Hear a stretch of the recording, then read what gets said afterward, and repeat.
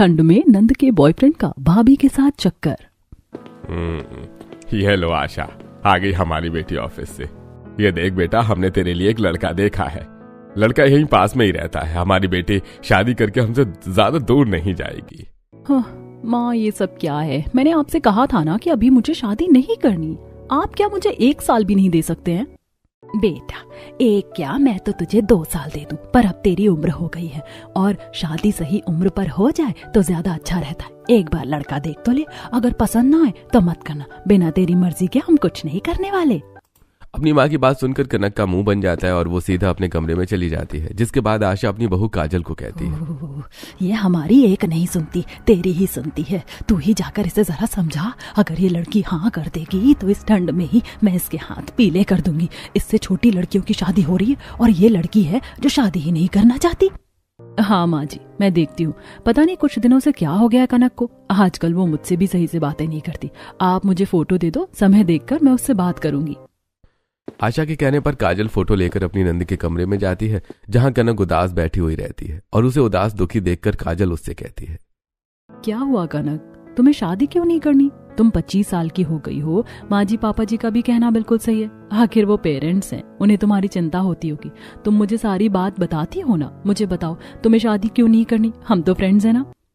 भाभी, आपको क्या बताऊं, मैं पिछले 2 साल से किसी लड़के को डेट कर रही हूँ और हम शादी की प्लानिंग कर रहे हैं। आप तो जानती हैं पापा लव मैरिज के खिलाफ हैं।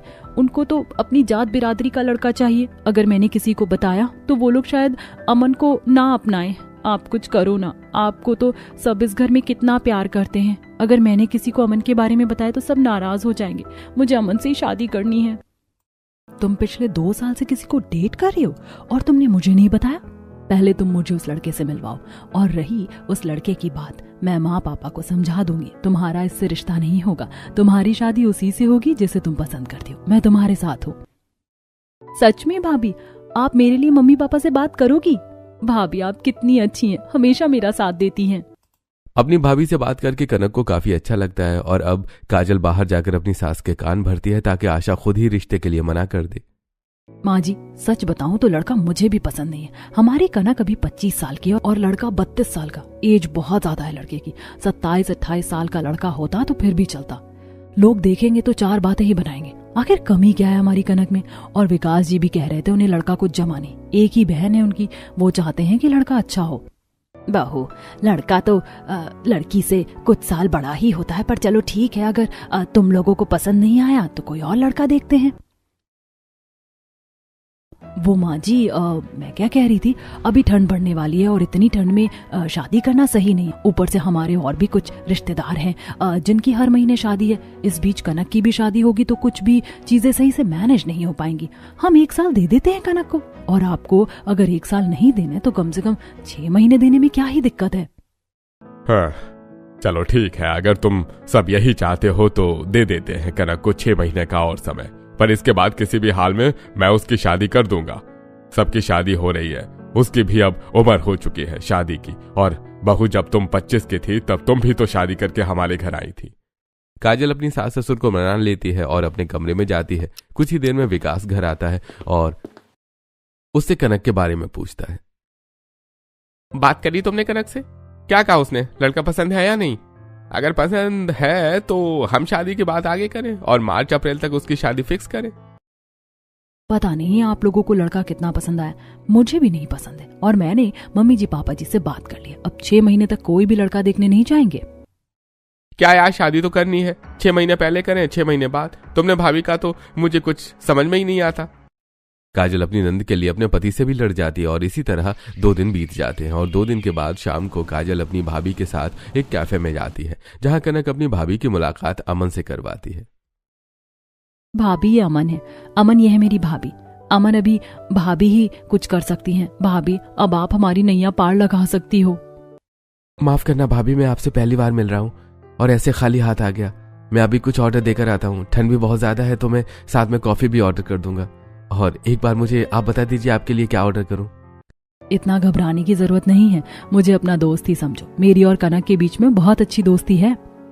काजल के बोलने पर अमन मुस्कुराता हुआ बैठ जाता है, जिसके बाद अमन वेटर को कुछ ऑर्डर देता है और वो लोग एक साथ बातें करते हैं। वैसे अमन, तुम करते क्या हो, अपने बारे में कुछ बताओ। भाभी, मेरा खुद का बिजनेस है। घर में माता पिता और एक छोटी बहन है और मैंने यूएसए से अपनी पढ़ाई पूरी की है। ये तो बहुत अच्छी बात है कनक, तुमने तो अपने लिए बहुत अच्छा लड़का देखा है। इतना अच्छा लड़का तो माँ पापा भी हमारे लिए नहीं खोज पाएंगे। अब तुम फिक्र मत करो, अब तुम देखना कैसे मैं माँ जी और पापा जी को शादी के लिए मनाती हूँ। सच भाभी, आपको पूरा यकीन है ना कि पापा जी मान जाएंगे? क्योंकि कनक बता रही थी कि आपके घर में आज से पहले कभी भी किसी की भी लव मैरिज नहीं हुई है और पापा जी थोड़े स्ट्रिक्ट हैं। नहीं हुई तो अब हो जाएगी, मैं हूं ना। वैसे यहाँ काफी ज्यादा ठंड लग रही है ना। काजल जब अमन से मिलती है तो उसे अमन काफी ज्यादा पसंद आता है। कुछ ही देर में वो लोग अपने घर आ जाते हैं, जहाँ घर आते ही काजल बस अमन की बातें करती है। कनक, तुमने इतना अच्छा लड़का अपने लिए देख रखा है और फिर भी घबरा रही हो। लड़का सच में कितना अच्छा है, कितनी केयरिंग, कितना समझदार और कितना अंडरस्टैंडिंग है। ऐसा लड़का किस्मत वालों को मिलता है। बिल्कुल सही कहा भाभी, आपको नहीं पता वो कितना प्यार करता है मुझे। बस एक बार मैं उसे कुछ बोल दूं ना, कहीं से भी वो पूरा कर देता है और कई बार तो बिना मेरे कुछ बोले ही वो सब समझ जाता है। ये तो बहुत अच्छी बात है। चलो अच्छा है, अब मैं थोड़ा काम कर लेती हूँ, वरना फिर माँ जी नाराज हो जाएंगी। इतना बोलकर काजल रसोई में खाना बनाने के लिए जाती है और तभी वहाँ आशा आती है, जो अपनी बहू से कहती है, बहू, आज कौन सी मार्केट चली गई थी सब्जी लेने के लिए ठंड में, जो आने में तुझे इतना समय लग गया? और सब्जी कहाँ है तेरी? वो माँ जी, रास्ते में कोई फ्रेंड मिल गई थी तो मैंने सोचा कि कनक के साथ में है तो उसे भी अपनी दोस्त से मिलवा दूं। इसी चक्कर में सब्जी नहीं ले पाई सही से। पर कोई बात नहीं, कल सुबह भी तो गली में सब्जी वाला आएगा, मैं उससे सब्जी ले लूंगी। काजल बातें बनाकर फिर से काम पर लग जाती है और खाना बनने के बाद वो कनक के कमरे में जाती है और लंबी लंबी सांस लेते हुए उससे कहती है, कनक, अब तो अगर अमन से मिलने के लिए जाना हो तो किसी और चीज का बहाना करना होगा। वैसे आज तुम्हारी अमन से बात हुई या नहीं हुई? अब तुम कब मिलोगे? मैं तो कहती हूँ तुम मुझे उसका नंबर दे दो। भाभी, अभी हम शाम को ही तो मिलकर आए थे, फिर मैं उसे किस लिए फोन करती? और मुझे ऐसा क्यों लग रहा है आपको अपने नंदोई की कुछ ज्यादा ही याद आ रही है? इतना याद तो मैं भी नहीं करती उसको। तुमने लड़का जो इतना अच्छा देखा है, क्या करूं? अरे बहू कहाँ रह गई? आज हमें खाना मिलेगा भी या नहीं? इतनी रात हो गई, इतनी ठंड हो रही है, अब तो विकास भी घर आ गया है, खाना लगा भी दो। तुम्हारे और अमन के चक्कर में मैं खाना लगाना ही भूल गई। कनक, जल्दी से बाहर आ जाओ। अपने ससुर की आवाज सुनकर काजल तुरंत बाहर आती है और सभी के लिए खाना लगाती है। इस बीच कनक के पास अमन का फोन आता है, जो उससे बात करते हुए सिर्फ काजल की तारीफ कर रहा होता है। तुम्हारी भाभी कितनी अच्छी है यार, तुम्हारी दोस्तों से लाख गुना अच्छी है। मैं तो कहता हूँ अपनी दोस्तों से कुछ बात न करके अपनी भाभी को ही बताया करो। अगर मुझे पता होता कि तुम्हारी भाभी इतनी सपोर्टिव है तो मैं तुम्हें कभी मना नहीं करता उनसे हमारा रिलेशनशिप छुपाने की। तुम ही कहते थे, इसीलिए नहीं बताया। मैंने तो तुम्हें पहले ही कहा था कि मेरी भाभी बहुत अच्छी है, पर मैं देख रही हूँ तुम और भाभी जब एक दूसरे से मिले हो बस एक दूसरे की बातें कर रहे हो। ऐसा तो नहीं तुम दोनों ने एक दूसरे को पसंद कर लिया? भाई, मुझसे ही शादी करनी है या भाभी से? कनक यार, तुमसे शादी करने के लिए तो इतने पापड़ बेल रहा हूँ, शादीशुदा है। मैं तुम्हारे भैया का घर नहीं तोड़ना चाहता यार। गजब ठंड बढ़ गई है और तुमसे बात करने के लिए मैं घर के बाहर आया हूँ। अभी फोन रखता हूँ, तुम भी जाकर खाना खा लो।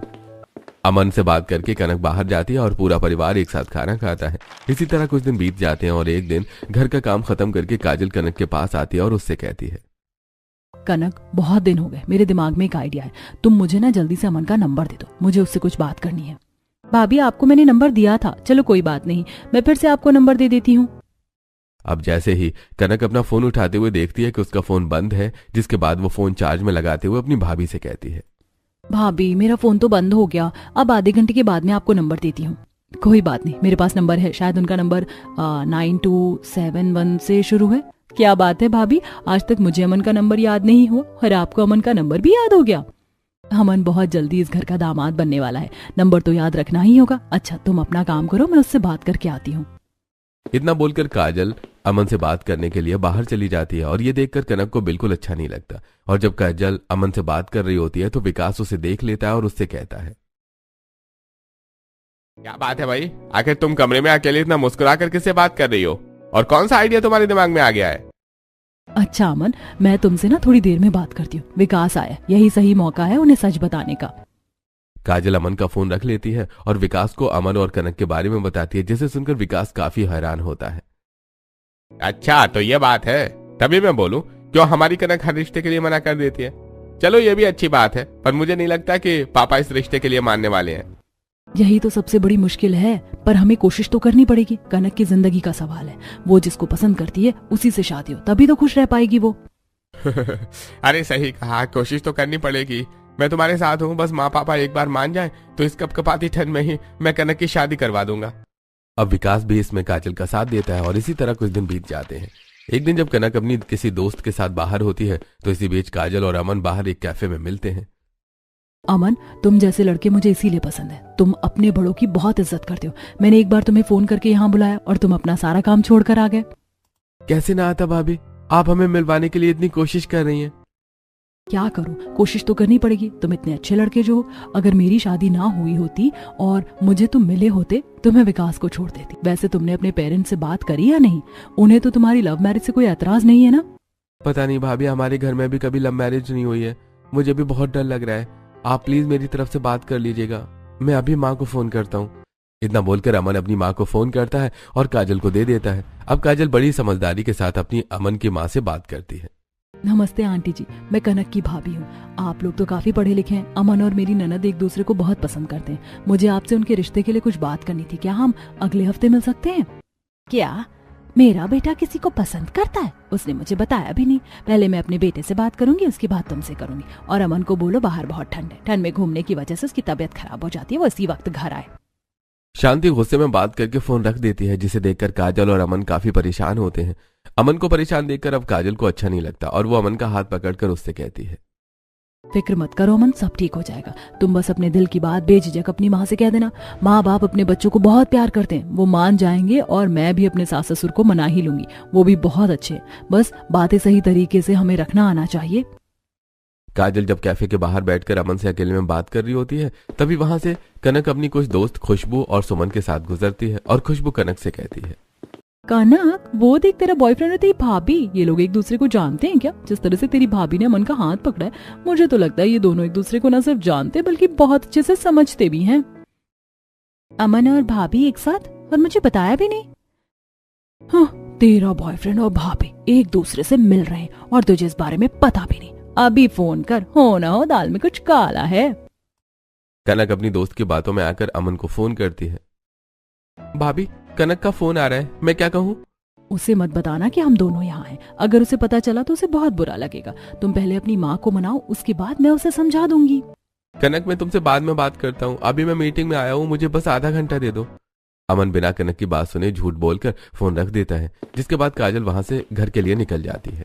ये देखकर कनक को काफी गुस्सा आता है। कुछ देर बाद वो अपने घर आती है और अपनी भाभी को अपनी माँ के साथ टीवी देखते देख अपनी भाभी से सवाल करती है, भाभी, आज आप दिन में कहाँ गई थी?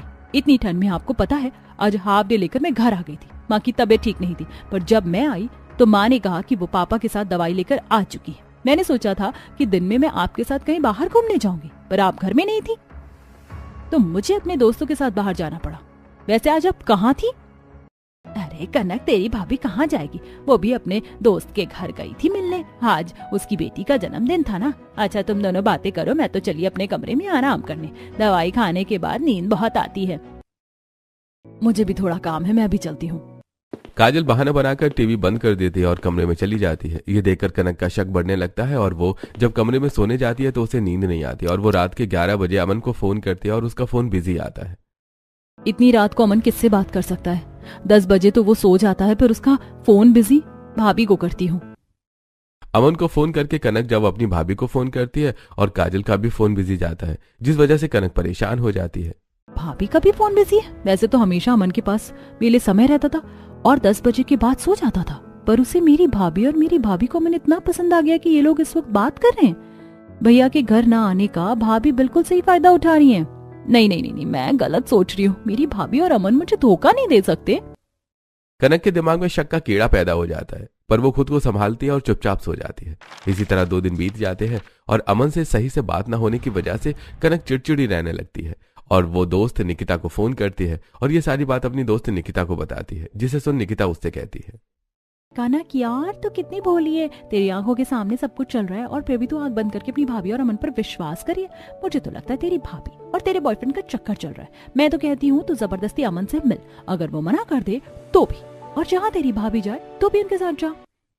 तू शायद सही कह रही है, मुझे अब सच का पता लगाना ही होगा। निकिता के कहने पर कनक अमन से बात करती और मिलने का प्लान बनाती है। अमन, कितने दिन हो गए हैं हमें मिले हुए। कल मेरी ऑफिस की छुट्टी है, मुझे नहीं पता तुम मुझे कल मिलने आ रहे हो। हाँ कनक, मैं आ जाऊंगा, पर तुम्हें आने में दिक्कत होगी, तो तुम एक काम करना, भाभी को भी साथ में ले आना। इसी बहाने भाभी से भी मिलना हो जाएगा। इतना बोलकर अमन फोन रख देता है, जिसे सुनकर कनक को काफी गुस्सा आता है। और संडे वाले दिन जब कनक अमन से मिलने जाने के लिए तैयार हो रही होती है, तभी वहां तैयार होकर काजल भी आती है और अपने सास ससुर के सामने अपनी नंद से कहती है, अरे कनक, तुम तो तैयार भी हो गई, बड़ी सुंदर लग रही हो। देखो मैं भी तैयार हो गई। बाहर बहुत ठंड है, इसीलिए मैंने एक्स्ट्रा शॉल भी रख लिया। आज तुम्हारी सहेली की सगाई है और बाहर ठंड भी ज्यादा है। अब हमें निकलना चाहिए ना पापा जी? हाँ बहू, आराम से जाना और हमें फोन कर देना। ठंड ज्यादा है और कोहरा भी बहुत है, और अगर कोई परेशानी होगी तो मैं विकास को भेज दूंगा तुम्हें लाने के लिए। कनक अपने माता पिता के सामने अपनी भाभी को मना कर नहीं कर पाती। कुछ ही देर में वो लोग ठंड में पार्क पहुंच जाते हैं, जहां अमन कनक के लिए एक गुलाब और भाभी के लिए बुके लेकर आता है। और जैसे ही कनक गुलाब लेती है, उसके हाथ में कांटा चुभ जाता है और उसके हाथ से खून निकलने लगता है, जिसके बाद कनक का गुस्सा अमन और अपना भाभी पर निकल पड़ता है।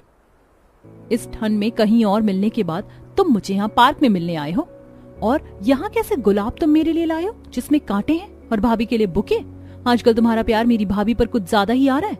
मुझे तो लगता है शायद मैं तुम दोनों के बीच कबाब में हड्डी हूँ। एक काम करो, अपना गुलाब अपने पास रखो, मैं जा रही हूँ यहाँ से। कनक, तुम गलत समझ रही हो। अरे भाभी हमारी मदद कर रही हैं, वो स्पेशल है इसलिए उनके लिए बुके लेकर आया, और मुझे नहीं पता था इस गुलाब में कांटे हैं। तुम हाथ दो, तुम्हारे हाथ से खून आ रहा है। जब फ्री हो जाओ तो मुझसे मिलने के लिए आ जाना। और भाभी, इस ठंड में मैं अकेली घर जा सकती हूँ, आप खुद अकेले कैसी आओगी और घर में क्या जवाब दोगी, देख लो। कनक किसी की नहीं सुनती और ठंड में कांपते हुए अकेले घर आ जाती है। कुछ देर बाद काजल भी घर आती है और दोनों नंद भाभी को अलग अलग घर आता देखकर घर वाले परेशान हो जाते हैं। क्या हुआ काजल, तुम दोनों गई एक साथ थी और अलग अलग रही हो, सब ठीक तो है? बहू क्या हुआ, कनक का मूड भी ठीक नहीं है, बाहर कुछ हुआ था क्या? माँ जी, विकास जी, सब ठीक है। बाहर ठंड ज्यादा है और मैं जो शॉल लेकर जा रही थी वो घर पर ही भूल गई, बस इसीलिए कनक मुझसे थोड़ी नाराज हो गई, पर मैं उसे मना लूंगी, आप फिक्र मत करो। बस इतनी सी बात। कनक बेटा, ऐसी छोटी छोटी बातों के लिए भाभी से नाराज नहीं होते। वो भी इंसान है, चीज भूल जाती है। कनक किसी से कुछ नहीं कहती और कमरे में जाकर सो जाती है। तभी परेशान काजल भी अपने कमरे में जाती है और अपने पति को सारी बात बताती है। देखते ही देखते कुछ दिन बीत जाते हैं और आज कनक और अमन के रिलेशन को 2 साल हो जाते हैं। इसलिए अमन एक छोटा सा रेस्टोरेंट बुक करता है, जहां वो कनक के साथ काजल को भी बुलाता है। कुछ ही देर बाद जब कनक तैयार होकर रेस्टोरेंट में आती है तो वो देखती है कि अमन काफी ज्यादा खुश है और काजल का हाथ पकड़कर डांस कर रहा है, और वही सब लोग कपल डांस कर रहे होते हैं। आप तो जीनियस हो भाभी, आपने कमाल ही कर दिया। मैंने कभी सोचा भी नहीं था कि सारा काम आप इतनी आसानी से कर दोगे और किसी को कुछ पता भी नहीं चलेगा। कनक को कुछ पता भी नहीं चला और आपका प्लान सक्सेसफुल हो गया। आज मैं बहुत खुश हूँ। अब वो दिन दूर नहीं है जब हम एक होंगे। इस सर्दी हमें एक होने से अब कोई नहीं रोक सकेगा। मैं भी बहुत खुश हूँ, और तुम्हें पता है विकास जी को भी कोई प्रॉब्लम नहीं है। मुझे इस दिन का ही बेसब्री से इंतजार था।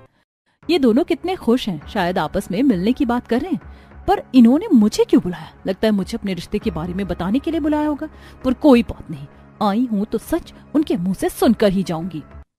कनक दूर खड़ी उन्हें डांस करते हुए देखती है और जैसे ही अमन और काजल की नजर कनक पर पड़ती है वो दोनों दूर हो जाते हैं। अमन कनक के पास आता है और उसका हाथ पकड़कर उसे चेयर पर बैठाता है। बहुत ठंड है ना, माफ करना, इस ठंड में भी मैंने तुम्हें शाम के 8 बजे बुला लिया, पर क्या करूं, तुम्हें एक बात जो बतानी थी, समझ नहीं आ रहा कैसे बताऊं। भाभी आप ही बता दो ना। मैं कैसे बताऊं, मुझे शर्म आ रही है। ये तुम दोनों के बीच की बात है, खुद एक दूसरे से बात करो, अपनी लड़ाई को खत्म कर लो। और अमन, ये सब बात तुम्हें ही कनक को बतानी चाहिए। सही कह रही हो भाभी। कनक तुम एक काम करो, तुम हम तीनों के लिए इस ठंड के मौसम में गर्मा गर्म अपने हाथों से कॉफी बना कर ले आओ। और वैसे भी तुम्हारे हाथ की कॉफी ऐसी बहुत लाजवाब होती है। और जब मैं और भाभी डिसाइड कर लेते हैं कि हम तुम्हें कैसे सच बताएं। हाँ क्यों नहीं, मैं तो कहती हूँ तुम दोनों रिहर्सल कर लो, मैं लेकर आती हूँ तुम्हारी कॉफी। ठंड में कॉफी पीते हुए सच्चाई सुनने का मजा ही कुछ और है। कनक गुस्से में कॉफी लेने के लिए जाती है और कॉफी मशीन से कॉफी बनाते हुए ख्याली पुलाव पकाने लगती है, जिसमें वो देखती है कि उसकी भाभी और अमन एक दूसरे को गले लगाकर खड़े हैं और प्यार भरी बातें कर रहे हैं। यही सब सोचते हुए कप भर जाता है, कनक को पता ही नहीं चलता और गर्म कॉफी उसके हाथों पर गिर जाती है। हाँ मेरा हाथ, ये मैं क्या सोच रही हूँ, पर मैं अपनी आंखों से जो देख रही हूँ उसे जुटलाया भी तो नहीं जा सकता। अब मुझे खुद जाकर इस रिश्ते को तोड़ना होगा और भाभी का सच घर वालों को बताना होगा। भाभी हम लोगों के साथ सही नहीं कर रही हैं। गुस्से में कनक कॉफी वहीं छोड़कर अमन और काजल के पास जाती है और सीढ़ियों से उतरते वक्त उसका पैर मुड़ जाता है। जैसे वो गिरने लगती है अमन जाकर उसे थाम लेता है। कनक आराम से, मैंने तुम्हें कितनी बार बोला है सर्दियों में हील्स मत पहना करो, तुम्हें पैर में ठंड लग रही होगी और देखो अभी तुम गिरने से बच गई। देख रही हैं समधन जी कैसे मेरा बेटा आपकी बेटी की चिंता कर रहा है। अरे आखिर बेटा किसका है? हमने बचपन से अपने बेटे को यही संस्कार तो दिए हैं। बिल्कुल सही कहा आप लोगों ने। अमन हमारी बेटी के लिए बिल्कुल सही है। हमने अपनी बेटी के लिए इतने अच्छे लड़के देखे पर अमन जैसा हमें कोई भी नहीं मिला। हमारी बेटी ने अपने लिए बिल्कुल सही जीवन साथी चुनकर रखा है। मैंने तो आपसे पहले ही कहा था पापा, अगर काजल को अमन इतना पसंद आया है तो जरूर उसमें कुछ बात है। अपनी और अमन की पूरी फैमिली को देखकर कनक हैरान हो जाती है और अमन से कहती है, हम दोनों की फैमिली यहाँ, वो भी एक साथ? ये सब कब हुआ? तुम तो मुझे टाइम भी नहीं दे रहे थे। मुझे तो लगा था कि अब तुम मुझसे प्यार ही नहीं करते। एक मिनट, कहीं मैं कोई सपना तो नहीं देख रही? ये सब क्या हो रहा है मेरे साथ? मुझे तो कुछ यकीन ही नहीं आ रहा। बिल्कुल भी नहीं भाभी, कोई सपना नहीं बल्कि हकीकत है। और ये सब कुछ आपकी भाभी का प्लान था। उस दिन रात को जब आपका फोन बंद हो गया था तो अकेले में आपकी भाभी ने भैया को फोन किया। अमन, विकास जी मान गए। बहुत जल्द कनक का जन्मदिन आ रहा है। मैं सोच रही हूँ क्यों ना उसके जन्मदिन से पहले हम दोनों अपनी फैमिली को कहीं बाहर मिलवा दें। पर हाँ, इस बारे में कनक को कुछ भी मत बताना। पर भाभी उसके जन्मदिन से पहले हमारी एनिवर्सरी आ रही है और वो चाहती थी कि दोनों की एनिवर्सरी पर ही हमारी फैमिली आपस में मिले। अरे ये तो और अच्छी बात है अमन। मैं तो कहता हूँ 2 दिन के अंदर तुम थोड़ा समय निकालो। मैं माँ पापा को किसी बहाने से बाहर लाऊंगा और तुम भी अपनी फैमिली को ले आना।